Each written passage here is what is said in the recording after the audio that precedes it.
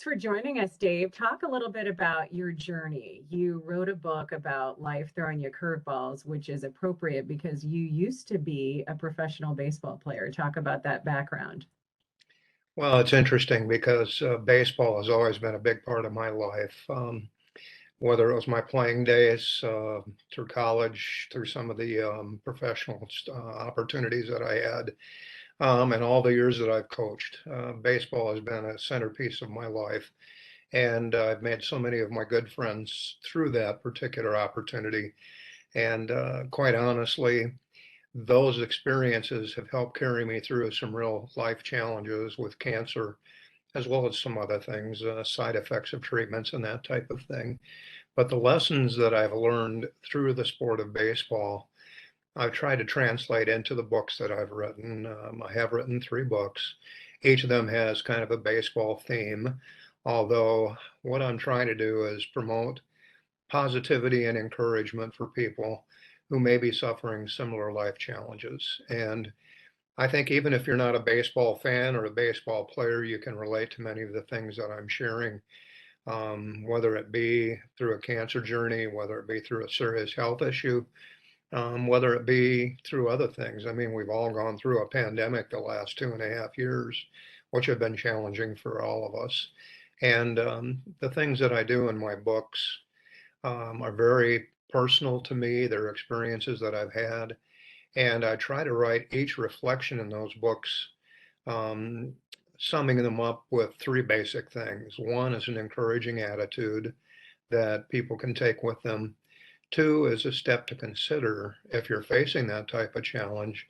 And 3, which is important to me, is a spiritual insight. So those are the things that I do. And I know a lot of folks that are using my books, they use them as a daily meditation. You can take a bit and a piece each day and hopefully bring some positivity your way. I love that. And I love that you're willing to share those life lessons in a way to uplift others.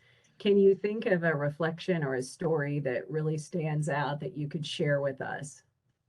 Absolutely. I got a letter, which I've shared in the information that I gave you, from a good coaching friend. And it was about a young man who pitched for him up in northern Wisconsin. And one day in the middle of a summer, one of his players came running to his house and told him, Coach, you got to come quick. Chad's been hit by a car. He was on his motorcycle, and it was about 2 blocks from the coach's house. And the coach went there, and it was a tragic accident. His player, Chad, was loaded into the ambulance and medevaced to the University of Madison, Wisconsin hospitals. And unfortunately, Chad's parents were on a vacation at that point and weren't anywhere around. So basically, Coach became the parent at that point and met Chad down at the hospital. And the players eventually showed up there. And they all waited in the waiting room, and there were so many different emotions being expressed, from anger to prayer to wondering what's next. And as the evening wore on, it was about 1 o'clock in the morning when the doctors came in and shared the news in that room with everybody that was there. The parents had finally arrived that Chad had passed away. And it was a terrible situation. But the coach took Chad's younger brother, put his arm around him, and they walked down the hallway. And the younger brother just couldn't understand why his brother was taken. And coach said, you know, none of us may understand that, but I just want you to know I'm here with you right now and will be for the duration, whatever it takes.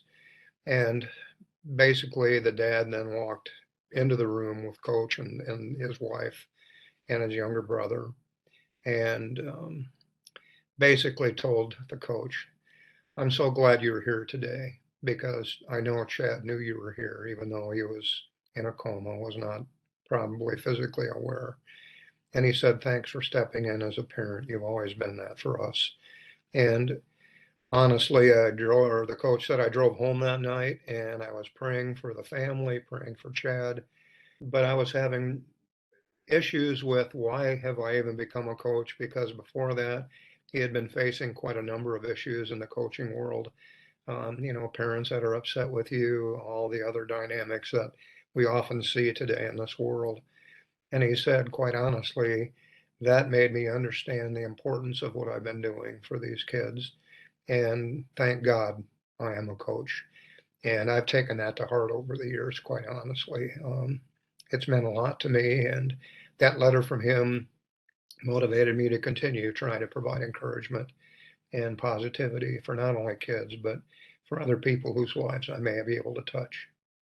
That's so great. Thank you for sharing that story. Mhm. When you think about your role post baseball as an administrator, you were also in the role of serving kids in that way, and then also as a coach. Mhm. How do you take on that great responsibility that you described as that coach did for Chad to be like the surrogate parent? It's the person who has to be strong, the role model when something befalls you, in your case, a cancer journey. How do you stay strong for others and not show, your weakness? Or was that a strength for you to show that you too are facing your own personal challenge? How did you process that when you were dealing with young people?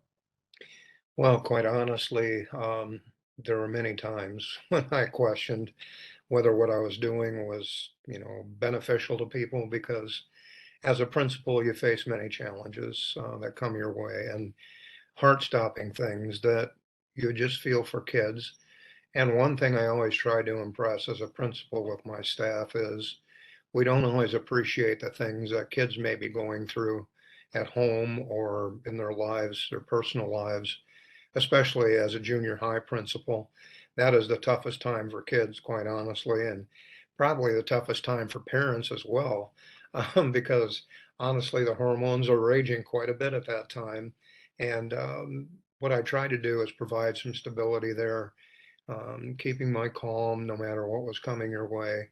And the longer I was at it, I guess simply put, the more wisdom you might be able to bring to a situation through experiences that you've had.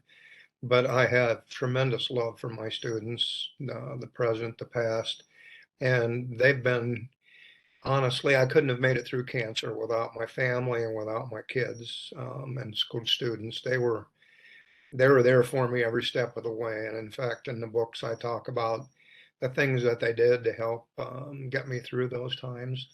And in fact, I've got a large quilt that's hanging in my living room right now that the kids gave me during my treatments. Every student at Holmes Junior High, 625 of them, signed that quilt with a message to me. And honestly, I don't get cold at night when I wrap up in that. it's Oh, it's that's it's a great. warming thing emotionally, and it's my centerpiece here in my home. That is so nice. I love that they gave you something such a special, tangible thing to remember them. When you think about being a catcher, which I know was your position in the big leagues, what Yeah. are some of the takeaways that the game of baseball taught you that you apply in your daily life? Well, it's interesting because my third book now is called Reframing the Curveballs Life Pitches Your Way. And as a catcher, this has gone on for years. Catchers are trained to frame pitches. And by framing a pitch, what we're talking about is making something that may not be a strike look like a strike to an umpire. And you frame that using the skills that you drill on with your glove. And the purpose, again, is to make a strike out of something that may not be. And I took that lesson that I've learned on framing pitches to apply it to the life lessons that I'm trying to get across to folks. And that is, I'm trying to reframe the anxiety, the negativity that may come your way with some of these life challenges, and literally steal some positivity from the anxiety that they may cause in your life. And I write a number of reflections on that. And quite honestly, that has been something that's helped me get through many of those challenges. I've used Well, I won't say this. My writing skills, which if you'd asked me in high school or college, are you going to be an author someday? I laughed you right out of the room. No way. But life experience can change that for you, and that has done me. The way I've processed those challenges is by journaling, by writing about them, and that's the way I've gotten through a lot of the tough times in my life. And that's not just health challenges, those are other challenges that come my way. And I've kind of made it my life mission since surviving cancer. Um, I've always said God didn't save me from something. I think He saved me for something. And that something has been sharing the encouragement that I can with others. And that helps me, and I'm hoping it helps them. Absolutely. So nice of you to put that into practice, to go beyond the words on the page and share the message with others. Tell me how one can get a hold of this recent publication or your other books. Well, I have a website, and you can post that website. It's very simple. It's reflectionsfromthehometeam.com. And what I try to do is people order on that website.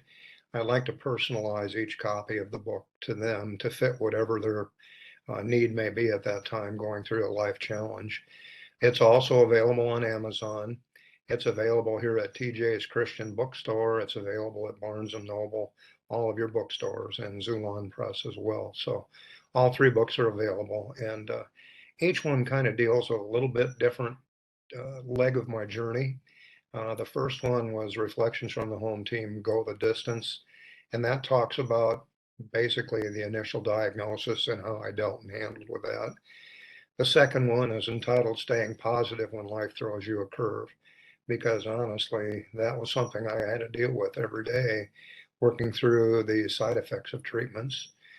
And this third book is Reframing the Curveballs Life Pitches Your Way. And it takes you up through the last 2.5 years of all the things we all have experienced.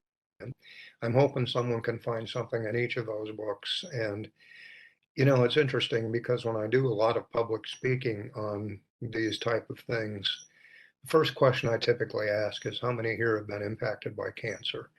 And I swear 90% of the hands in the audience go up, whether it's themselves, a family member, a loved one, a personal friend. And cancer it's a part of our daily lives, it seems. And if I can do anything to help share some positivity to help people get through that, that's really my motivation in doing this.